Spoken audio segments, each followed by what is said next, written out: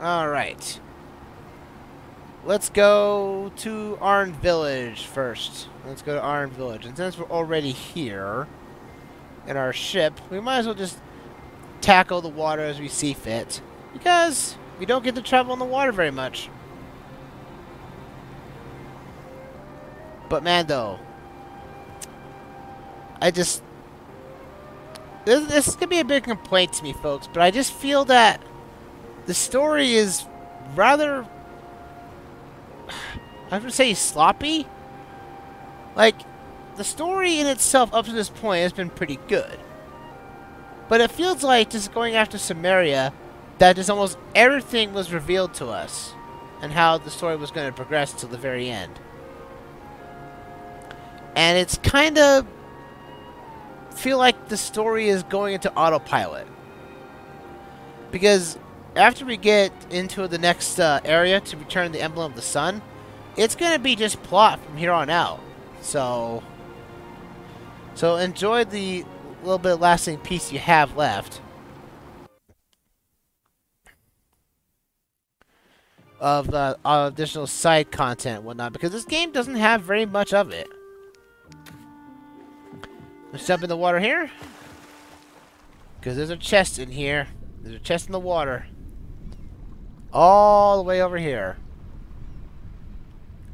Zoop-a-doop-doop-doo-doo. Right in this wreckage here. Chest for us. Oh, you have to activate from the front. There we go. It's money! Lots of money! That's some money! And that is everything in the Arn Village. Yeah, kind of awkward to say the least, don't you think? Because there's just that one chest we couldn't collect, and it was just money. Again, it gets me feeling that the diving helmet was a last-minute addition, and they just threw some chests in the water and saying, yeah, you can go in the water here and collect the chest, and it's just money. Like, it's not even a shard or anything, it's just money. And while money is nice, money is kind of worthless at this point. Because, again, Trin will most likely drop stuff for us and everything, but it's just like... Now, I know, that's technically like my final thoughts for the game and whatnot when we get to the end of the game. Which, again, probably by the next session we will be probably finishing the game, so... Yeah! I feel like that would be quite nice, to say the least. So... I'd say we are done here. We can go into the White City now and collect our ultimate reward here. We'll go in through White City and such, and we'll get cut back here, I guess. So we'll just warp our way over there to the woods.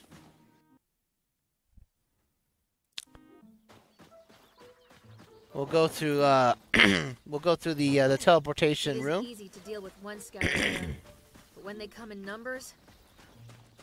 Trin, I've taken down Lord Crimson. I can handle any Scarebara. Boom, bada, boom, ow! Stop hitting me like that, you. Let's go. There we go.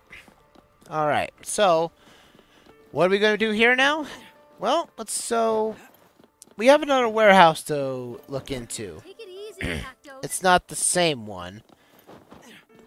But we'll look ourselves around here. And go to get the White Prison and get that last reward for our fighting and everything of the ultimate bosses too. And again, I like the concept of the optional bosses. They're not bad. I just wish there was more, you know, instead of just the normal 5 or 6. I wish there was more stuff to fight, more stuff to do, more things to discover. And that's the thing about between this and Breath of the Wild, which a lot of people try to pin this towards. But there's not a lot of stuff to explore. Like, for the most part, folks, what you've seen in this run is most likely almost every side quest you can imagine to pull off. With really nothing else to do. Yes, you can go after the Bloodstones, but that's just for some reward that'll help you on your last marker on your menu right there. And I don't know what it is.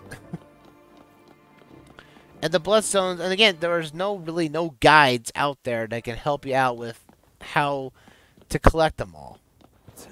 Still, again, I wish this game had a little bit better progression and whatnot too. You did it! You captured all the criminals! Arcadia is a safer place now because of you. Mm-hmm. That means to capture all of our bosses. And sorry for my coughing for a bit, folks. My mouth is kind of dry at the moment.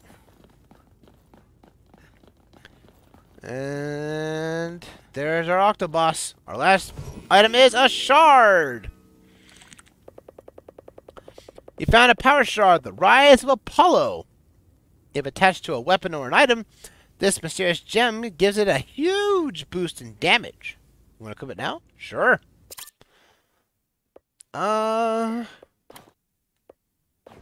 It doesn't change anything, really, but... but, we can put,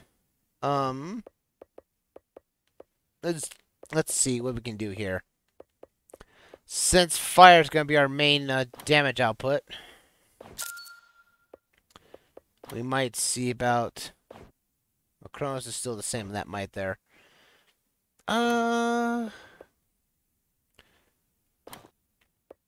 Let's see. That might change. Nope. All the shards we've collected are just as useful as we've got now. So, there's not really much to do other than the plot right now, other than going to Pharaoh. But since we are running a little bit low on time, I'm just going to do what we can to clean up here in White City, and that will probably do it for this session. And that's, yeah, it's going to be a little shorter, true, but... Because, to be fair, folks, if you haven't seen the last parts of this session, where the game technically crashed on us twice, which is still quite funny, to be honest. I don't know if the game is that badly coded in the Apple version that it is prone to crashing. Because I only have the Switch version here. I don't own any Apple devices, so I don't know how Oceanhorn handles on the Apple device. But from my understanding and gathering, that game runs at 60 FPS, like the golden update or something was called, that added the bosses and everything, gave you the ability to run this game at 60 FPS. Now I'm not sure to why this one only runs at 30 on the Switch. Would you think it might be a more powerful system than the Apple devices? But you know, here's to your own. It was probably mishandled launching, because Cornfox is as a developer is pretty potent. They got a few games under their belt, and I think they like the Zelda formalities and whatnot. Because to be fair, they've made, I think it was like a Blossom Tales, I think it was called, which was a direct response to a Zelda game, I think. But other than that, though, I think there's... Well, because I want the Oceanhorn franchise to continue as intended. Because this series has got potential. Like, to be the off-brand Zelda game. I think that this game... I think this game in this series as a whole has potential to become a very big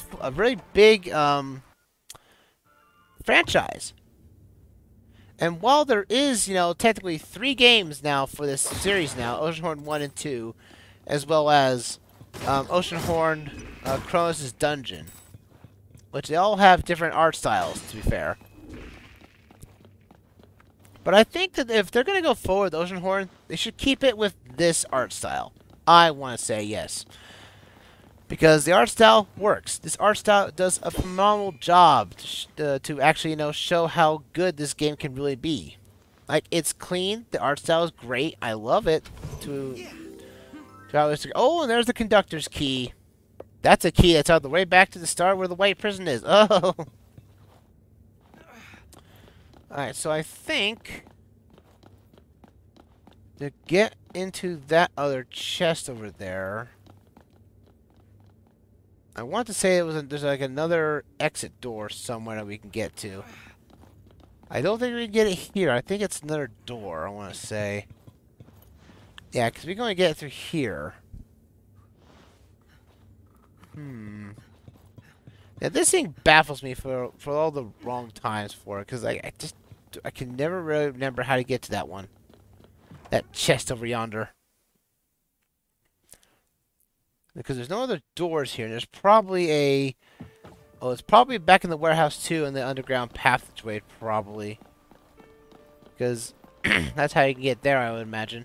Alright, let's cut this a little bit here and get to that conductor's key. So, see you back over there, so... Ba-da-ba-da! Woo! Okay, dokie, we're back! We're walking back here, folks, to the start where we entered the White City for the first time. You may have seen this chest once or twice on your travels. And you're thinking, well, what's the conductor's key? Well, now that we have it, we can now access this station here. And over here yonder, we have this chest, which is, what is it going to be called?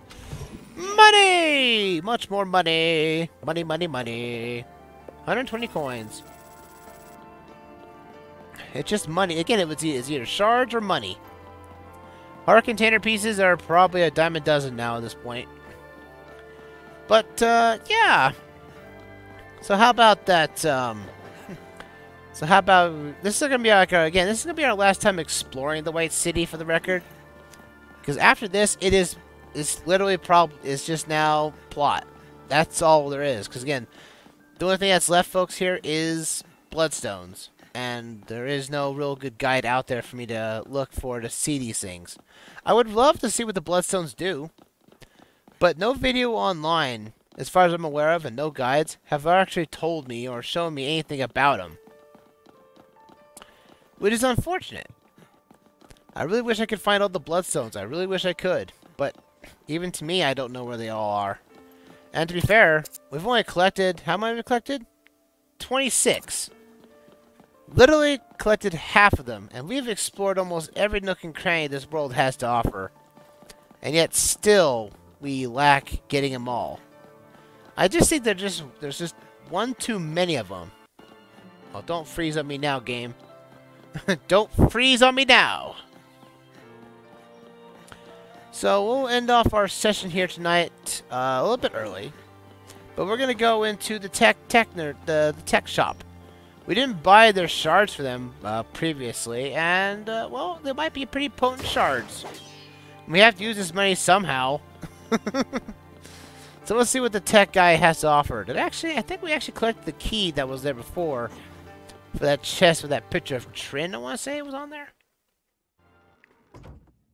I don't think even Trend even mentions it at all, so let's see what we got here. Oh yeah, the D2C2 shard. Let's go get it. You buy a synthetic Genico shard. If attached to a weapon or item, it gives a moderate boost in damage and charge. Okay. We could switch that out on might. Let's see, we got this one. There we go. Makes our bullets a little bit more potent. That's awesome. And what can we do if we put both shards on here?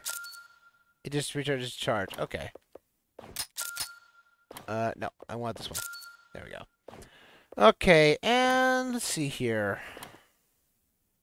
We want to keep the might on. And the charge is pretty nice. So, what else can we put on here? We can't increase our power of our sword anymore. And the charge for that is pretty potent.